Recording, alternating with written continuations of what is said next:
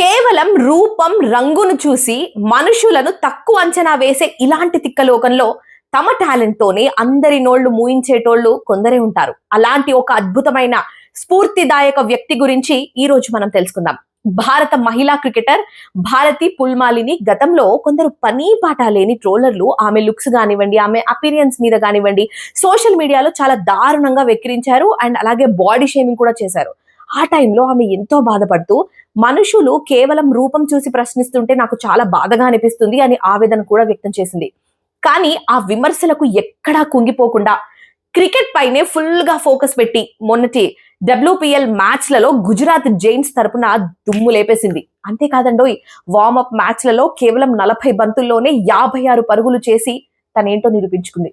ఒకప్పుడు బతుకు తెరువు కోసం ప్రభుత్వ ఉద్యోగాల వైపు చూసిన ఈమె తన పట్టుదలతో ఏకంగా 7 ఏండ్ల సుదీర్ఘ విరామం తర్వాత మళ్లీ భారత మహిళ T20 జట్టులోకి ఎంపికై సంచలన రీఎంట్రీ ఇచ్చింది. ప్రతిభకు రూపంతో పని లేదని ట్రోలర్ల నోళ్లు మూయించి గెలిచిన ఈ సింహం లాంటి ఆటగత్తెను చూసి మనం అంతా కూడా గర్వపడాలి కదా.